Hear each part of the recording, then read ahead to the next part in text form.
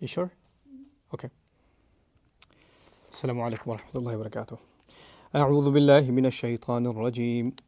قالت فذلكن الذي لمتنني فيه ولقد راودته عن نفسه فاستعصم ولئن لم يفعل ما آمره ليسجنن وليكون من الصاغرين.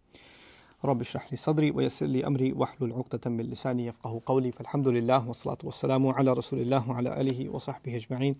Amma ba'd, everyone, assalamu alaikum wa rahmatullahi ta'ala wa barakatuh. Today I try to cover some lessons from ayah number 32 of Surah Yusuf, and just to catch everybody up, those of you that have been following along from the beginning, we're at the point now where the women have made this scene around Yusuf alayhi salam. He's highly uncomfortable and they're calling him a gracious angel, and I talked about what that implies last time.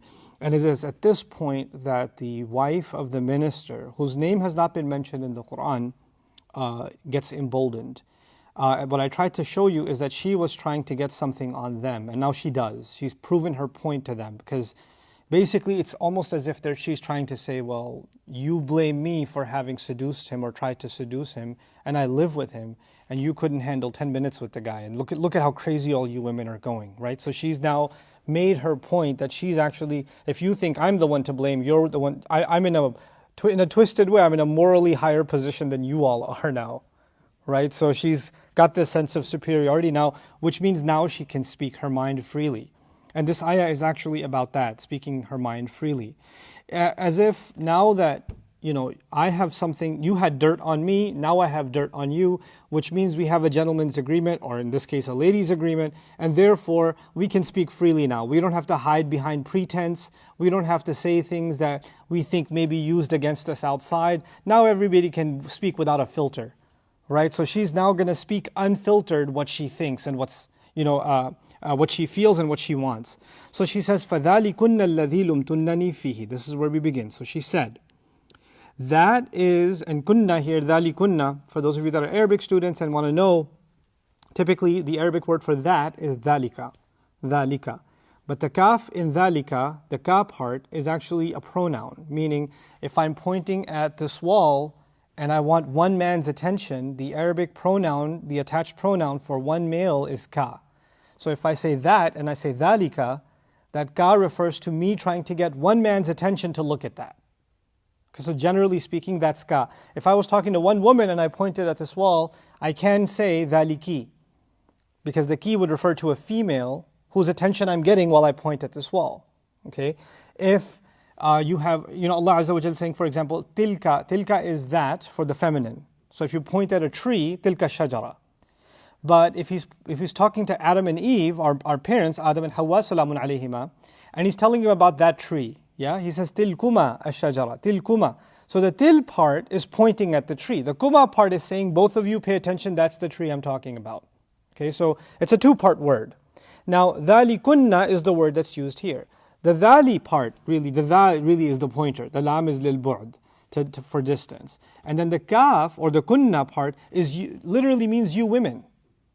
So it's that, comma, ladies, exclamation mark.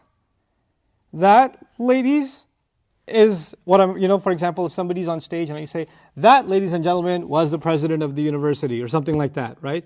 The sentence is, that was the president.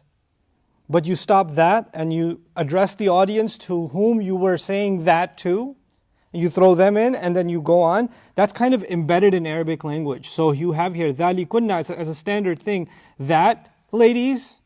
So that's already included there. You women, alladhi lumtunnani fi. Now the word that could refer to two things. I'll start with one concept, and that is referring to Yusuf alayhi salam. Okay, so that man, ladies, is the one that you were blaming me about. Alladhi lumtunnani fihi. The ones that you blamed me about, the ones that you were making comments about me and putting me to shame. Lama can mean all of those things: blame, to put to shame, to embarrass, etc. Right? So the ones you were casting blame on me about was him, by the way. So they are now put on the spot. Now, the benefit of saying it like that is, oh, so you were blaming me, but look at you. That's the same one, by the way. So ذَلِكَ الَّذِي لُمْتُنَّنِي فِيهِ. Now, when I translated it that way, I translated it as a sentence, so that the ذَلِكُنَّ part is what's called a mubtada, the subject of the sentence, and الَّذِي لُمْتُنَّنِي فِيهِ would be the predicate of the sentence, and that would mean, in English translation, that is the one you blamed me about. So there's an is there. You can look at this as mawsuf sifa too. That one that you blamed me about, and there's a ... if you look at it that way. That one that you blamed me about is the same one you're going crazy over. But she didn't have to say that part. It's almost as if that's a rhetorically understood thing, or he in fact is the one that you blamed me about. So there's two ways grammatically to look at that. It's a subtle difference between those two. But the other meaning, what dhalika could refer to, and this brings me to something I didn't talk about yesterday, is their comment. They said that he's pierced through the veils of her heart with love. Remember that? Like that she's in love with him, right? And in a previous session I talked to you, when we addressed this when we talked about Yusuf alayhi salam and his brothers, that they think, they have a very twisted definition of love. They have a very twisted, corrupted definition of love. And that's a different, corruption, contamination of the actual definition of love. And these women in this environment, they have their own twisted definition of love. Now, generally speaking, people use the word love very casually, very openly, right? So we can say something like, man, I love those new sneakers, or I love this movie, or I love that match, or I love this or love that. So we can use the word hub in very generic terms too. And I do believe that they're throwing it out in that way, okay? But it also gives us an insight into how these sacred notions, like, وَجَعَلَ بَيْنَكُمْ مَوَدَّةً وَرَحْمَةً, Allah says between spouses, Allah put love, intense love, right? And now they've got a different, infatuation, or being attracted to someone, or wanting to possess someone is their concept of love, right? Or it's just purely physical in nature, that's love. And their definition of love has no consideration for the well-being or the dignity or the spiritual integrity of the one that they love. Because what you love is just a thing to use for yourself. So love so far, the theme that ties wherever love has come up is it's seen by certain people as something that makes them feel better, and it actually even is harmful to the one that they love.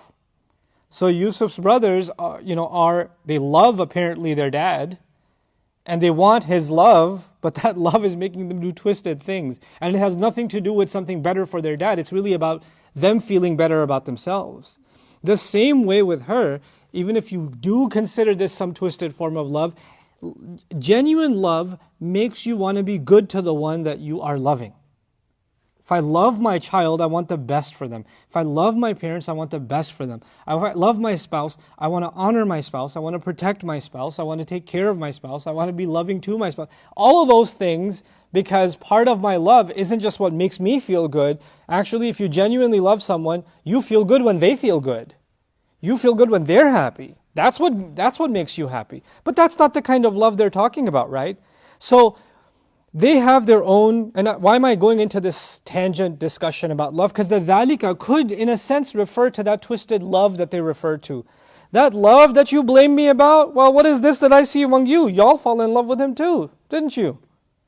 You're loving him just as much, actually more than I did. So she's using that same twisted definition back at them.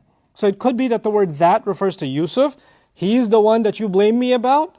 Or that behavior is the thing that you blame me about. How about your behavior? That love that made me do crazy things. How about your love and it's making you do crazy things? So فَذَلِكَ الَّذِي لُمْتُنَّنِي فِيهِ. Okay, now up until this part of the ayah, what's become clear? It's become clear that she now has something to criticize them with. She's got them on the spot. She's now in this, gotcha moment. She's got the gotcha moment. Now that she's got that gotcha moment, now she can speak without filter, because what are you going to do about it? You're going to go and tell everybody, because I'm going to confirm the rumor for you right now. You may have heard I fell in love with him, or I tried to seduce him, and you talked about all that stuff. So, let's just, the cat's out of the bag. Let's just call a spade a spade. Now I can speak freely. This is not going to be a press release outside. If somebody asked her outside, she'd say it's a lie. She'd say, I don't know what you're talking about. These are rumors. This is filthy. But inside this room, since she's got them where she wants them, she can actually speak her mind and they can't do anything about it. So what you learn now is part of the corruption that Allah is describing is not just political, but it's actually a social reality. Some people, they are a certain way among a certain group. Like Allah says in Surah Al-Baqarah, وَإِذَا خَلَوْا إِلَى شَيَاطِينِهِمْ قَالُوا إِنَّا مَعَكُمْ إِنَّمَا نَحْنُ مُسْتَهْزِئُونَ. When they're with you, they say we're with you. When we believe too. When they're hanging out with their own devils, they say no, we're just kidding. There's two different realities, right? Depending on the circle, you show your true colors. Now she feels safe enough to show her true colors when it comes to this situation, right? And so what does she do? She says, وَلَقَدْ رَاوَدتُّهُ عَنْ نَفْسِهِ. In fact, I did try to seduce him. That absolutely did happen. And lam actually means to take an oath, like I swear. It's like I swear, I'm telling you, actually, yep, that did in fact happen for real. Yes, it did. I did try to seduce. And he's poor man standing there, alayhi salam, with these ladies going crazy. And she goes, ladies, can you calm down a second? That's the one you were blaming me about. And by the way, yeah, I did try to seduce him. That's a fact. وَلَقَدْ رَاوَدتُّهُ عَنْ نَفْسِهِ. She's emboldened enough to just say that. And at this point, where I left you guys off yesterday, Yusuf alayhi salam is just an object to them that they're talking about. And he's not a person to them at this point. He's just, something to use to make a point. Yep, I did want him. Sure I did. I wanted to seduce him. فَاسْتَعْصَمَ. Amazing word. This root letter or isma, which is generally in the figurative sense used for protection. مَنْ ذَا الَّذِي يَعْصِمُكُم مِّنَ اللَّهِ. Who is going to be the one that protects you from Allah? This is وَاعْتَصِمُوا بِحَبْلِ اللَّهِ جَمِيعًا. Hold on to Allah's rope for protection. Right? So i'tisam is to hold on to something for dear life to protect yourself. The idea behind isma, the original imagery behind isma actually has to do with blood stains, or animals get urine stains or other kinds of stains, and the fluid dries up on their skin and becomes hardened. Like if a blood stain became hardened or an oil stain became hardened, and it won't come off. So it becomes a layer on top of a layer, and it becomes stuck on top, kind of like a shield. Right? So it started getting used for something that can't be penetrated, can't be broken, and it shields. So from it came the idea of something that prevents attack from happening and shields. So that's the idea, the figurative idea of protection from isma actually comes from that. Okay, so now she's saying فَاسْتَعْصَمَ. So the istif'al pattern here is for mubalagha. He held on for dear life. He stood his ground. He just held on and shielded himself. I'tisam actually means to hold on and stay in place. Right? So she says, I tried to seduce him, but he held his ground. He held his ground. This is actually pretty profound. This is her words, right? That he held his ground and he protected himself. This is her, from her, even her corrupt mind, she understands what he was doing, protecting himself. Even in the heart of hearts, when she spoke the truth, she didn't come up with some other story of, well, he wasn't interested, or he was interested, but you guys don't really know what he was about. He doesn't have to make an alibi and explain anything. She's going to come right out and say, just like he's protecting himself from all of you right now, and he's not interested, and you're calling him not even a regular guy, he's an angel. Well, guess what? He held on and protected himself from me. That's what he did too. But the idea of holding your ground, I think the English expression can also be digging in your heels. Like you stand your ground, right? You don't budge from your position. You hold on tight. Ironically, if you look at in the scene, he didn't physically hold his ground. He ran, right? He fled the scene. And her description is, he held on tight. He held on tight. She doesn't mean literally he held on tight. She means figuratively, he held on tight to his faith. He held on tight to his morals, his principles. He held on tight to his self-control. But physically speaking, did he hold on tight or did he run? He ran. And this is a kind of a contradiction in words, right? So instead of her even saying, and Allah recording, he ran off, he's basically describing he held on tight. Now, why is that important? Because perhaps a lesson in this for all of us is that when you find yourself in a situation that can compromise your integrity, then don't be self-righteous and think to yourself, I should stay here and hold on tight. I have Iman strong enough that I can handle it. No, sometimes running for your life away from that situation is holding on tight.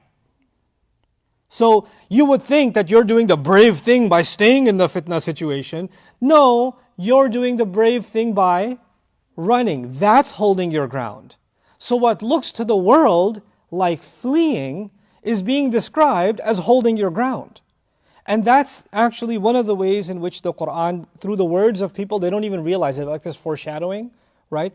Through the words of people that recorded in the Quran, Allah teaches us some pretty interesting realities. And one of them is the spiritual way of looking at something can be the opposite of what the physical eyes see. The physical eyes see someone running, and from a spiritual point of view, his running is actually him holding his ground. And that happens when it comes to matters of deen, not just in this situation, in many walks of life. Here you are walking away from something and people are saying, what are you, scared? What, you can't handle it? What, are you just going to walk away? And people are like putting you in a position where there are other reasons why it looks like you're being cowardly or you're not standing your ground. And you know that you're taking the stance that you're taking, or you're leaving the scene, or you're walking away from it because you are holding on to your deen. They can't understand that because they don't see the world in that light. They only see it in a social sense. They'll say, get real, be realistic, be practical. Because in their mind, being practical means please people. Or please yourself. In their mind, being practical has nothing to do with pleasing Allah. Everybody else is part of their equation. Allah is not part of the equation. Allah is not part of the equation. The other remarkable thing here, before I go to even the more drastic things that she says, is that, Yusuf alayhi salam was alone, and the first fear he had was Allah's judgment. First, Allah's protection from this. Then Allah has been good to me, how can I be disloyal to Him? He's concerned about the judgment of Allah Azza wa Jal, and then Burhana Rabbi. So the reference to Allah is like 3 times over. Ma'adallah, innahu Rabbi ahsana mathwaya, lawla arra'a burhana Rabbihi. 3 times over, there's a reference to Allah, Allah, Allah in that situation, in that private situation. So his primary concern is, how will Allah see me in this state? What does Allah want from me in this state?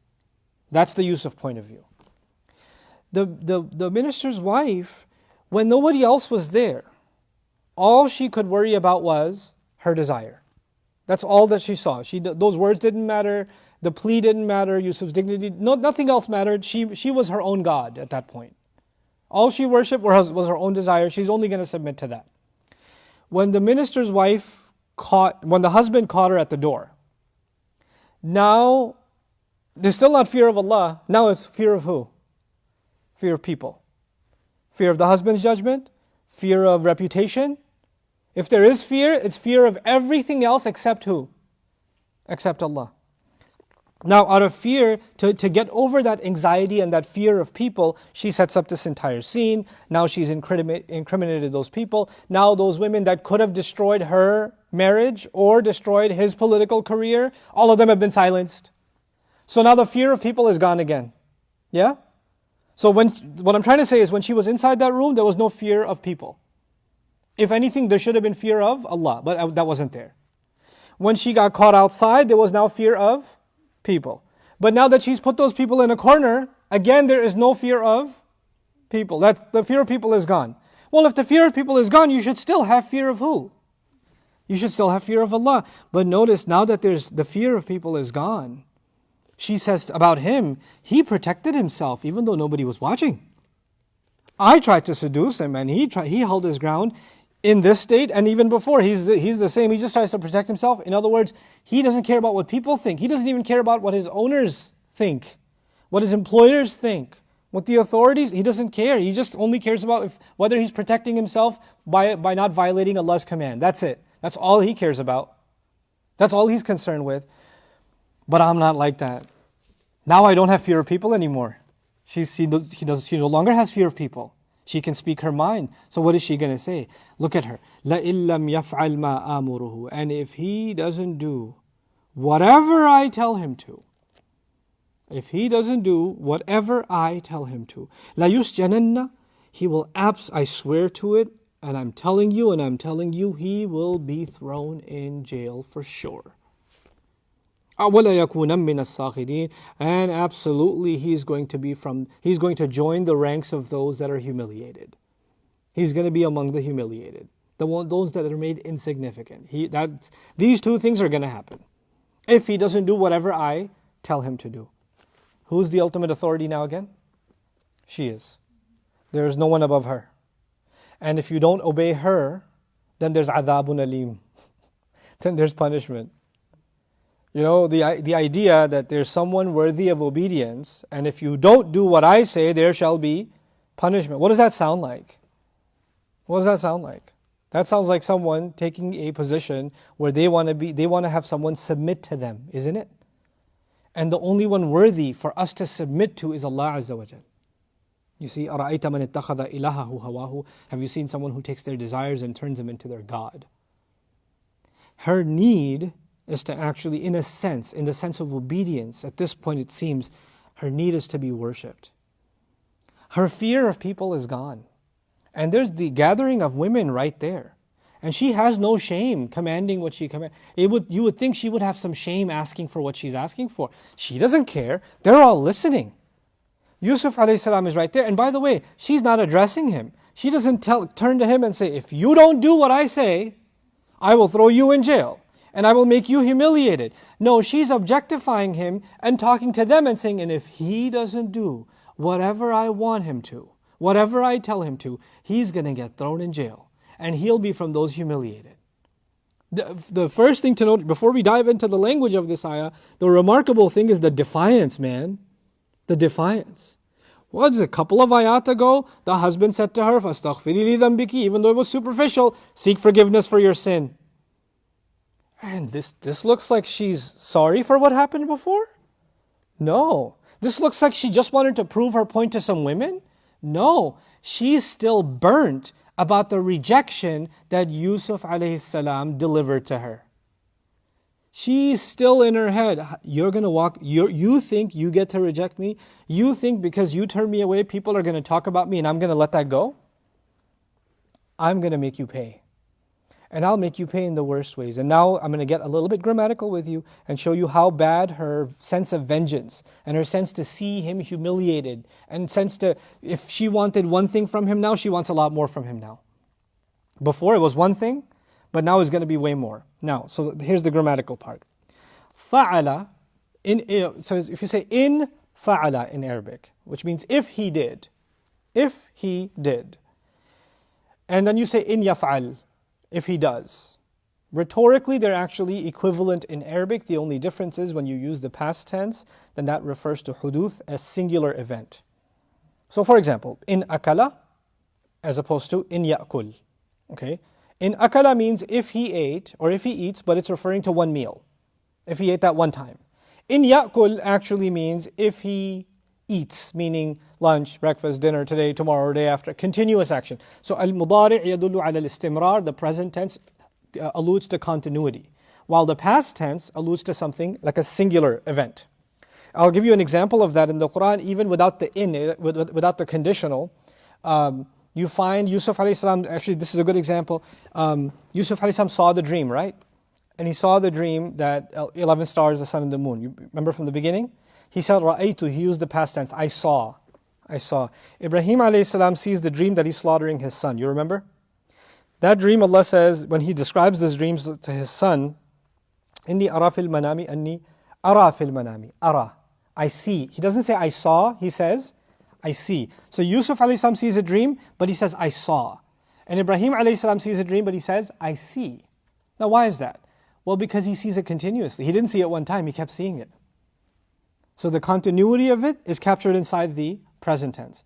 A really interesting case of this, I believe it's, don't quote me on this, either in Surah or Ma'idah, is one of them two. I think it's Ma'idah, but I could be completely wrong. I'll double check. So Allah talks about killing, and the laws behind killing. And there are two kinds of deaths, wrongful deaths. There is, accidental. You accidentally killed somebody, right? So you invited somebody over to your apartment and you live on the 30th floor and you're having a barbecue in the balcony and you're like, hey, I haven't seen you in a while. And you pat them on the back and, ooh, that was accidental. Yeah, you didn't mean to kill them, but that happened. So, وَمَنْ قَتَلَ مُؤْمِنًا خَطَأً, whoever killed a believer by mistake. The qatala is past tense, yeah? But then, if 2 weeks later, another one of your friends, ooh, off the balcony, then the cops are going to be like, you got a pat your friends on the balcony problem. I don't think then they'll start questioning whether the first one was also a what? A mistake. So they'll start an investigation or reinvestigate the previous scene, right? So Allah says, وَمَنْ يَقْتُلْ مُؤْمِنًا مُتَعَمِّدًا. Same ayat, He says, whoever kills a believer on purpose. So when it was by mistake, He said killed. And when it's on purpose, He says kills. Now, again, I'm illustrating the past and present difference. Killed would mean if something so heinous did happen, it can only happen once. By mistake, you can only kill somebody how many times? Once. But if you killed somebody on purpose, then there's a possibility you've done it before, and there's definitely a possibility you'll do it again, and that's captured in the present tense. So what I'm getting at, coming back to this, is the past tense can allude to something that happens a single time, and the present tense alludes to something that happens continuously. The lam yaf'al, illam yaf'al, as opposed to illa yaf'al. There's two. Actually, later, the ayah we're going to do tomorrow, inshallah, says, إِلَّا تَصْرِفْ عَنِّي كَيْدَهُنَّ. Not إِلَّمْ تَصْرِفْ. إِلَّا تَصْرِفْ. So, إِلَّمْ يَفْعَلْ in this ayah is actually past tense.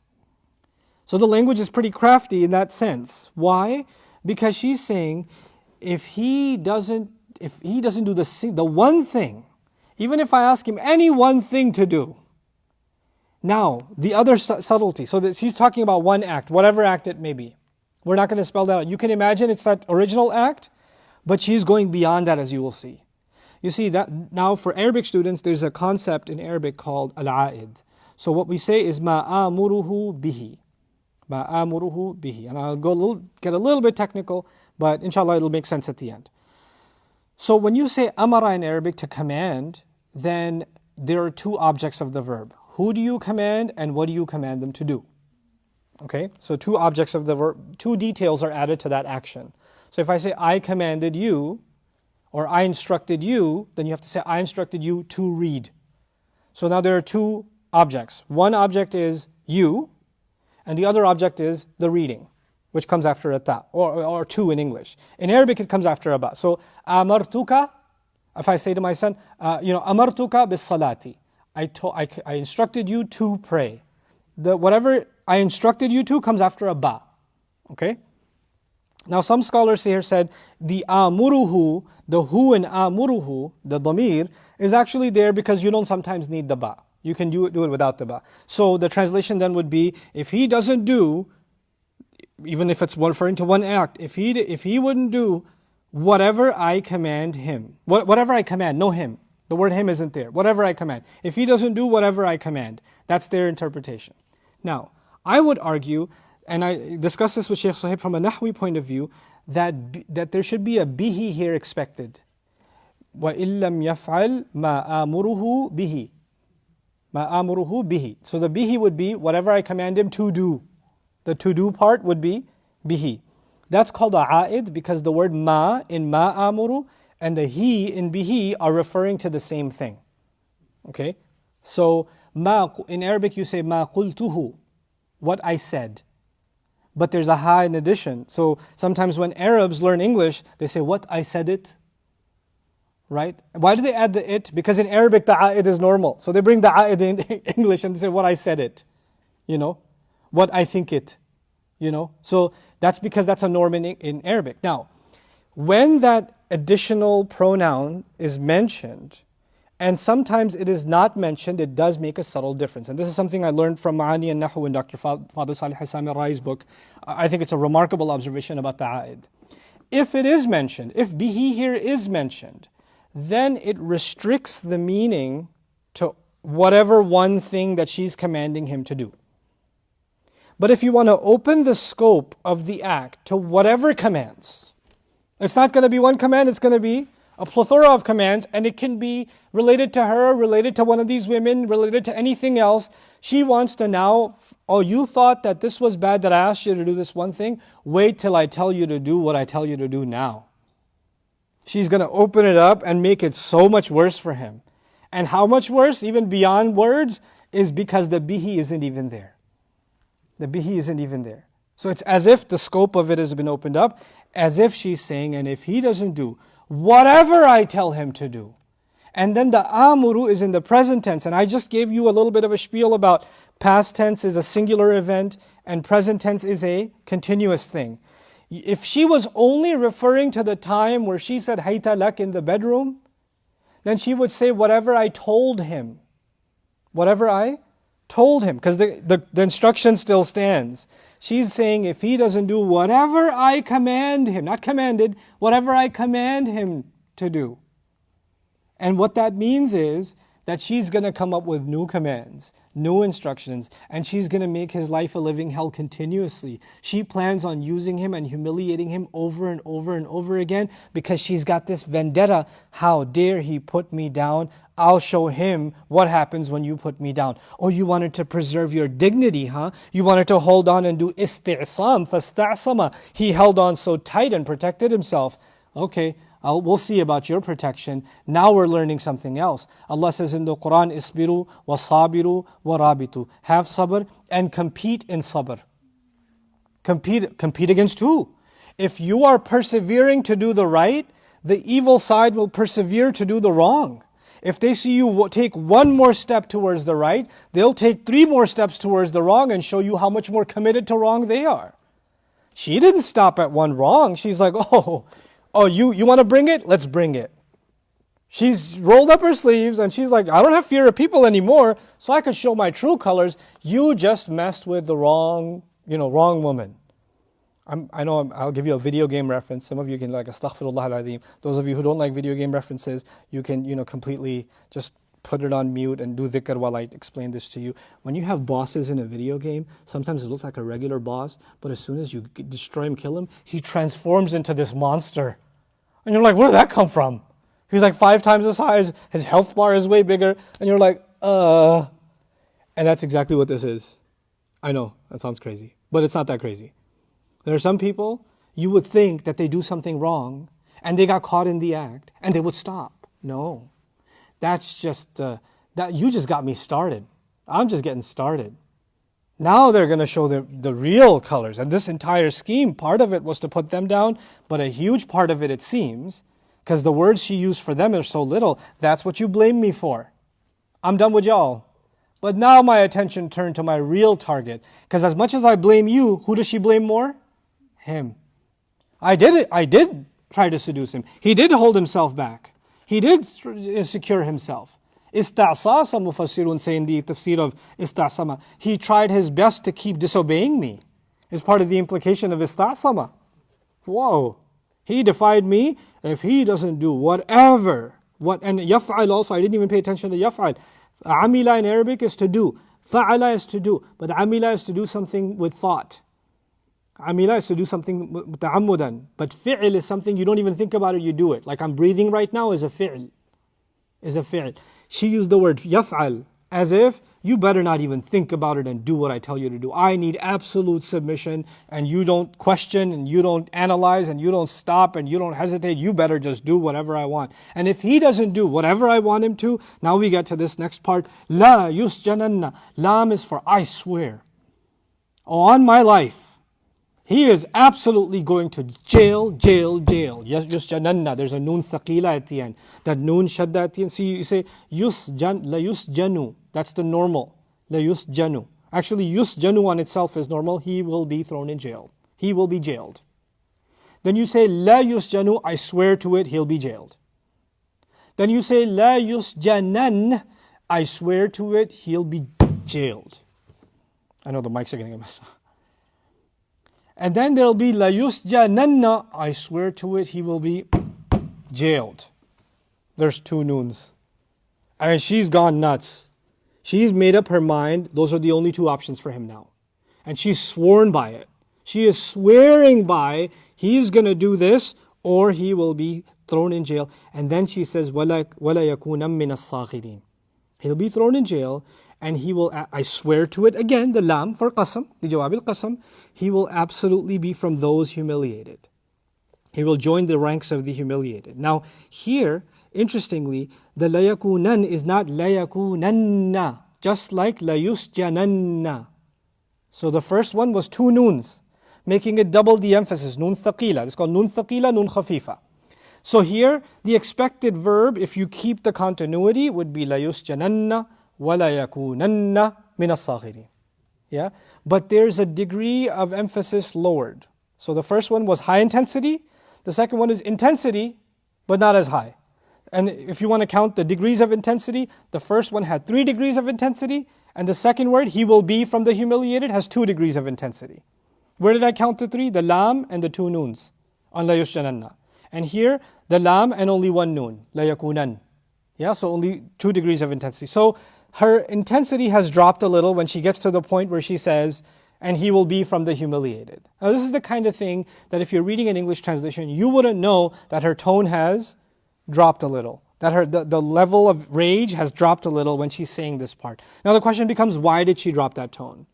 One answer that's been proposed is that naturally she is more emphatic about him going to jail, and it's obvious that when he goes to jail, a result of being thrown in jail is that you will be humiliated, so she doesn't have to bang on that point as hard as the first point, because that's a more natural consequence of it.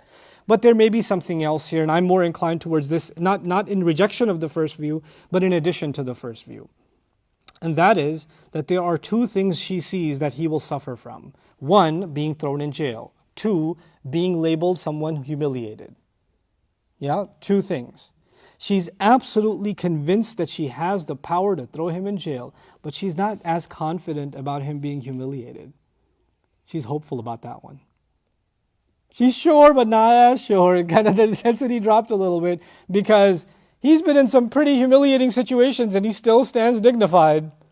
So she's hoping that the throwing in jail is going to lead him to be humiliated, but even she's kind of like, I hope that works out though. Because she's not as confident about him being humiliated, and the lack of confidence is in the drop of the intensity.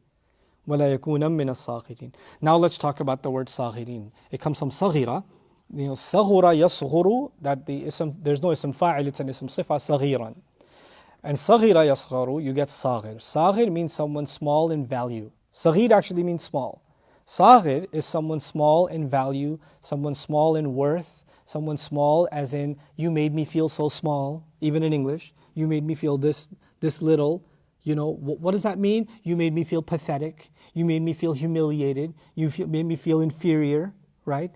And so she says he will be from those made small. The first literary observation I'd like you to make is, when the women saw him, what did Allah say? أَكْبَرْنَهُ. They declared him kabir, great. And by the end of this passage, she wants to make sure that he is made small. So there's a contrast that's interesting. But then, how is the word saghir used, or saghir used in the Quran? Probably the most compelling case that I want to tell you about is when Allah was throwing out the devil from his company after the incident of him not doing sajda. Allah said, فَخْرُجْ إِنَّكَ مِنَ الصَّاغِرِينَ. Get out, you are from as-saghirin. You are from the humiliated. You are from the ones made small and pathetic. The ones that are made powerless. She says to him, he will absolutely be from those that are small in value. Why is she saying that though? She's saying that because she felt small by his rejection, and this is her revenge. As a matter of fact, jail, which she definitely knows she can pull off, is not her goal. Her goal is wanting to make him feel humiliated, because she felt humiliated. She felt that she was too small before his character, before him giving in to her. She wasn't powerful enough, beautiful enough, seductive enough, attractive enough for him to give up what he has. He didn't give it up. That made her feel what? Small. If I can't break you, then maybe jail will. Let's see if that humbles you and that makes you small and insignificant. لَا يَكُونًا مِنَ الصَّاغِرِينَ. This is her vengefulness. It's not that she wants justice. She wants him to feel some kind of suffering, and she knows the most valuable thing to him is his dignity. His dignity comes from his loyalty to Allah. That's where his dignity comes from. And she's saying, if I couldn't take that from you, maybe throwing you in jail will give you some kind of humiliation. But then again, she's wrong. Because you can throw him in jail. And in the eyes of the world, that's humiliating. In the eyes of the world, someone being thrown in jail, being handcuffed, being dragged into a cellar, being dragged into a dungeon, being thrown with a bunch of criminals, people saying you got convicted, etc. This is you being humiliated in the eyes of people. But Yusuf alayhi salam was never concerned about the eyes of people. That was you, lady. That wasn't him. You can't ever make him saghir. People's words cannot make him valueless. People's labels cannot make him valueless. Being in jail, and even if he was wrongly convicted, which he never was, but even if he was wrongly convicted of having committed whatever, he would still not be humiliated in the sight of Allah. Now we're learning, just like before I told you, they have their twisted definition of love, Allah has the right definition of love. The Quran gives you a way of looking at something that the world sees one way, you see it another way. You see it as running away, Quran sees it as holding on, and digging in your heels. The same way they see that as humiliation, and Allah knows that that is actually still Him holding on to His dignity. Which is what's going to help us understand His next words. People almost brush over His words, which are going to come tomorrow. Prison is more beloved to me. And they kind of almost criticize what He just said. Before we jump to criticizing the profound words of Yusuf alayhi salam, where he put more of a love for prison, before he said that, you have to understand the context in which all of this is being said. And maybe we're doing an injustice to the remarkable wisdom and the profound loyalty of Yusuf alayhi salam to Allah to be put in that situation and jumping the gun and saying he said something he shouldn't have said. I actually, even though I do respect that opinion, I highly disagree with that conclusion that Yusuf alayhi salam said something he shouldn't have said. Actually, it's a remarkable thing that he said.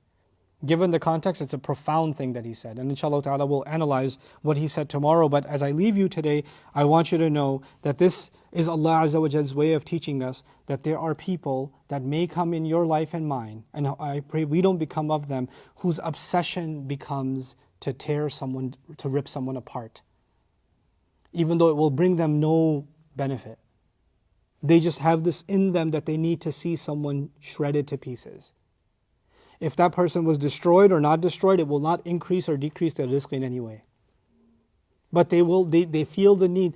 Something in them will be satisfied that I felt bad and I made sure that I made them feel degraded or humiliated, and I want to do much worse to them than they ever did to me. That'll make me feel satisfied. This is actually this is how, like when Allah, the presence of Allah becomes completely absent in someone's mind and they almost act godlike. They're going to deliver divine punishments, if you will, to change somebody, to dictate somebody's fate, and to put the value on someone. I will make sure they're humiliated. This is actually a twisted way of thinking. It's a scary way of thinking, but it's a real thing. Allah mentioned this in the Quran for a real reason. So first you had love poisoned and it led to murder. And now it's love poisoned and it's leading to slander and humiliation. Attempt to slander and humiliate. So these toxic emotions, what they can lead a person to do, what they can justify to themselves, and then be proud of it.